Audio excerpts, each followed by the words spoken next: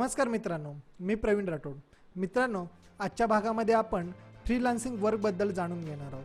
हा freelancing work म्हणजे काय, या फ्रीलान्सिंग वर्क अंतर्गत कोणते कोणते कामं येतात, या सर्व बाजूने आपण चर्चा या भागामध्ये करणार आहोत. आपण सध्या पाहत आहे की अनेक जण वर्क फ्रॉम होम करत आहेत. तर वर्क फ्रॉम होम करणारे हे सर्वजण फ्रीलान्सर आहेत का? तर नाही. हे सर्व आपल्या घरी बसल्या कोणत्या तरी आपल्या कंपनीचंच काम करत आहेत. याला आपण फ्रीलान्सर बोलू शकत नाही. तर फ्रीलान्सर म्हणजे काय? तर इथे जो व्यक्ती आहे तो स्वतः मन का मालिक असतो.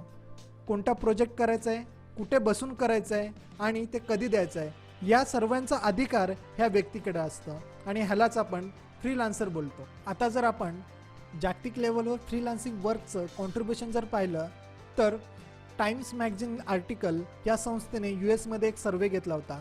त्या सर्वे अंतर्गत 55 मिलियनपेक्षा जास्त अमेरिकेची पॉप्युलेशन ही फ्रीलान्सिंग वर्क करते. म्हणजेच अमेरिकेच्या लोकसंख्येपैकी 36% लोक हे फ्रीलान्सिंग वर्क करतात. आता हा आकडा 2020मध्ये 50%च्या पुढे जाऊ शकतो असं त्यांच्याकडनं सांगण्यात आलं होतं. दुसरं मेन म्हणजे जर इंडियामध्ये जर आपण पाहिलं तर पायनियर या संस्थेकडनं इंडियामध्ये एक सर्वे घेण्यात आला होता 2018मध्ये.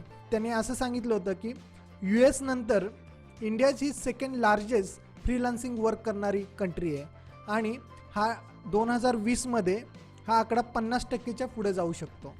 आता ज्यावेळी हा सर्वे घेण्यात आला होता ते म्हणजे 2018मध्ये त्यांनी घेतलं होतं. त्यामध्ये इंडियाचा 43% कॉन्ट्रीब्यूट होतं. आता जर आपण बघितलं तर वयोमानाने किती टक्के कॉन्ट्रीब्यूट आहे, तर 21 आणि 30 वय म्हणजे 29 वयोगटातली जे मुलं आहेत म्हणजे यंग आहेत त्यांच्याकडनं 55% कॉन्ट्रीब्यूट केलं जातं. म्हणजे आत्ताची जी नवीन टेक्नॉलॉजी आहे याबद्दल ह्या लोकांना जास्त जाणीव असते आणि त्यामुळे हा आपल्याला कॉन्ट्रीब्यूट जास्त दिसतो. आणि दुसरं मेन म्हणजे 30 ते 39 म्हणजे यांचं कॉन्ट्रीब्यूट जर आपण बघितलं तर 30% आहे. आणि जर where do they find job म्हणजे हे जॉब्स कुठं पाहिले जातात मेन म्हणजे जर ऑनलाईन मार्केट प्लेसमध्ये आहेत, डायरेक्ट क्लायंट आहेत, लिंक्डइन आहे. आपण लिंक्डइन वापरतो सर्व आणि याच्यामध्ये हा लिंक्डइन जो बनलेला आहे तो महत्त्वाचा मेन म्हणजे बिझनेसेससाठीच बनलेला आहे. आणि हेड हंटर ऑदर्स म्हणजे ऑदर साईटवरनं आपल्याला 11% दिसतात. आता जर आपण यामध्ये महिला आणि पुरुषांचं जर कॉन्ट्रीब्यूट काढलं तर 22% महिला ह्याच्यामध्ये कॉन्ट्रीब्यूट करतात ह्या वर्कमध्ये आणि 78% जे पुरुष आहेत त्यांच्याकडनं आपल्याला कॉन्ट्रीब्यूट दिसतो. आता जर आपण एव्हरेज टाईम आपण freelancing spend on project per weak म्हणजे एका वीकमध्ये फ्रीलान्सर किती वेळ ह्या प्रोजेक्टवर घालत असतात, तर आपल्याला इंडियामध्ये जर बघितलं तर 37 तास आणि जर वर्ल्ड वाईड आपण जर बघितलं तर 36 तास आपल्याला दिसतात. म्हणजे आपण जर एव्हरेज जर काढलं तर 6 ते 6.5 तास एक व्यक्ती जो फ्रीलान्सर आहे तो प्रोजेक्टवर देत असतो. इतर इंडियन वर्किंग तासांच्या मानाने हा आपल्याला काम चांगलाच दिसतो. आता मी तुम्हाला अजून एक शीट शेअर करतो. या शीट अंतर्गतच आपण पुढचं फ्रीलान्सिंग वर्क म्हणजे काय हे समजून घेऊया. आता फ्रीलान्सिंगमध्ये आपण ऑप्शन काय असतात म्हणजे कोणकोणते कामं फ्रीलान्सिंगमध्ये येतात, तर ह्या फ्रीलान्सिंगमध्ये फायवर म्हणून एक वेबसाईट आहे. त्या फायवर वेबसाईटवर आपल्याला सर्व प्रकारची कामं दिलेली आहेत. जितकी कामं फ्रीलान्सिंगमध्ये येतात ते आपण पाहूया. ही आहे फायवरची वेबसाईट. आता ह्या फायवर वेबसाईटवर वरचं जो सर्व कॉलम्स आहेत याच्यामध्ये आपल्याला ग्राफिक्स अँड डिझायनिंग, मग ग्राफिक्स अँड डिझायनिंगमध्ये कोणकोणते कामं आहेत, तर लोगो डिझायनिंगचं आहे काय. हे सर्व जे कामं आहेत हे सर्व आपल्याला हे फ्रीलान्सिंगमध्ये कामं येतात. मग फोटोशॉप एडिटिंग असेल काय, वेब अँड मोबाईल डिझायनिंग असेल, हे सर्व जे कामं आहेत हे सर्व कामं फ्रीलान्सिंगमध्ये येतात. मग आपण डिजिटल मार्केटिंगमध्ये बघितलं तर सोशल मीडिया मार्केटिंग आहे, SEO आहे, मार्केटिंग स्ट्रॅटेजी आहे, पब्लिक रिलेशन्स आहेत. रायटिंग अँड ट्रान्सलेशनमध्ये जर बघितलं तर आर्टिकल आणि ब्लॉग पोस्ट आहेत, ट्रान्सलेशन आहे, book and E book writing आहे. व्हिडिओ आणि ॲनिमेशनमध्ये जर आपण बघितलं व्हिडिओ एडिटिंग आहे, शॉर्ट व्हिडिओ ॲड्स आहेत, लोगो ॲनिमेशन आहे, इंट्रो अँड आउट्रो म्हणून जे आपण बघतो की व्हिडिओच्या सुरुवातीला आणि शेवटला आपण ज्या गोष्टी बघतो त्या सर्व गोष्टी आपल्याला व्हिडिओ आणि ॲनिमेशन एडिटिंगमध्ये सर्व भेटतात.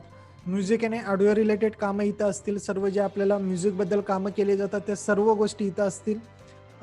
प्रोग्रॅमिंग आणि टेक म्हणजेच वेबसाईट असेल, वेबसाईटबद्दल कोणती कामं असतील तर ते सर्व ह्या कॅटेगरीमध्ये येतात.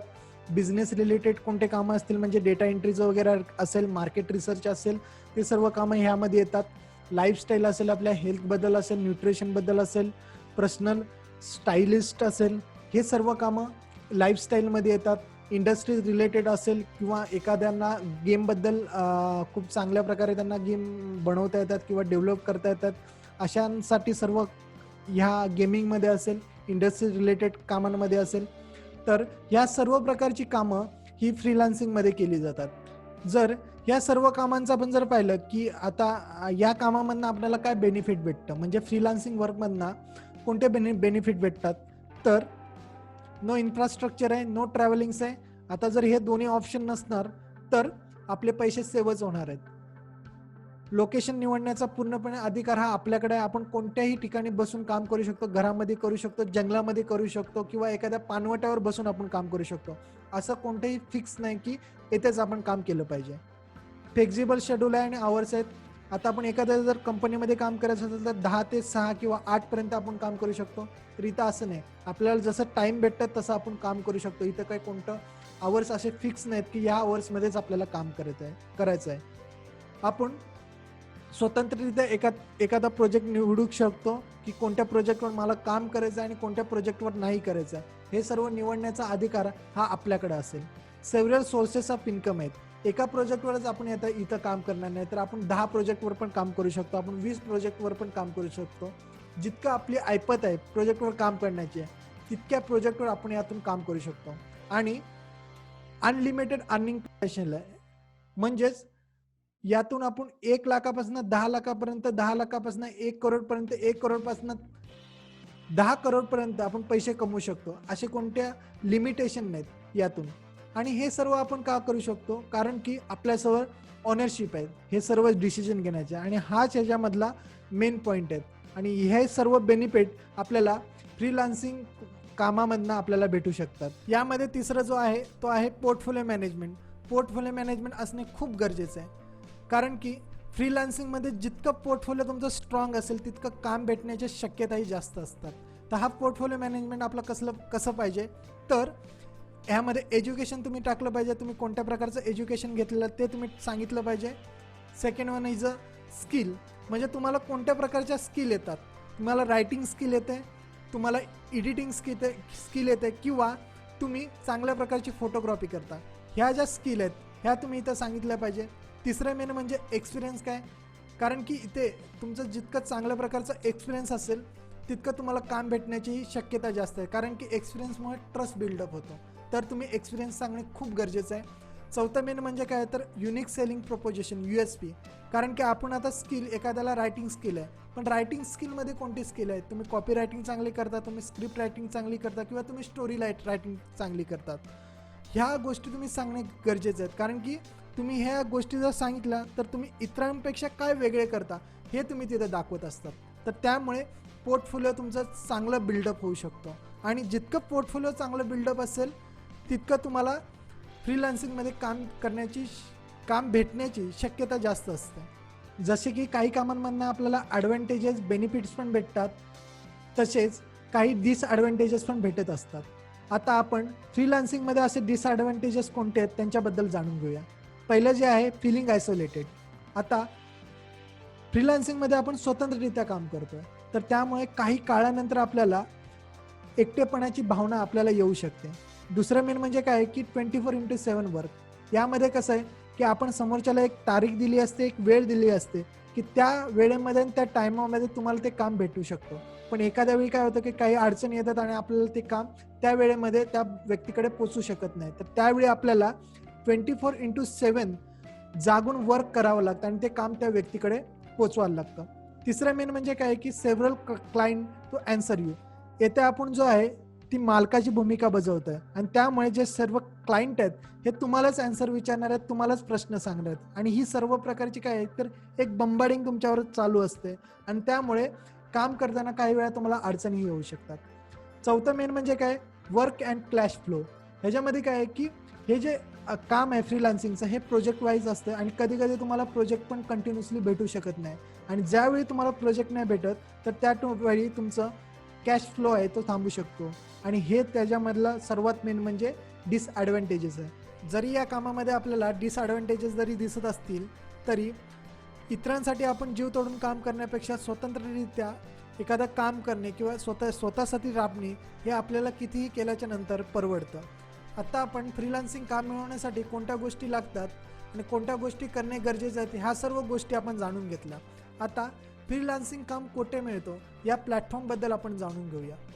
तर फायवर आणि freelancing.com या प्लॅटफॉर्मवर जाऊन आपण साईनअप केलं पाहिजे. साईनअप केल्याच्या नंतर फॉर्म फिलअप करून सबमिट केलं पाहिजे आणि त्यानंतर तुम्ही जे सबमिट केलेली जी प्रोफाईल आहे ती त्या वेबसाईटवर अपलोड होते आणि यानंतर तुम्हाला ते काम भेटत असतात. आता आपल्याला हेच 2 प्लॅटफॉर्म आहेत का जिथं आपल्याला फ्रीलान्सिंग वर्क मिळेल तर नाही. असे खूप प्लॅटफॉर्म आहेत जिथं आपल्याला फ्रीलान्सिंग वर्क मिळेल. या सर्व प्लॅटफॉर्मबद्दल मी एक ईबुक बनवलेली आहे. ती ईबुक तुम्हाला फ्रीमध्ये मिळेल. खालती डिस्क्रिप्शनमध्ये गेल्याच्या नंतर तुम्ही ती लिंक जी आहे ती लिंकला क्लिक करा.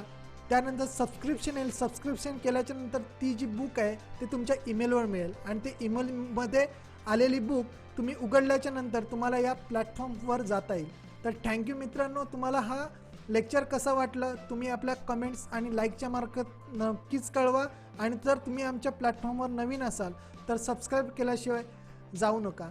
धन्यवाद.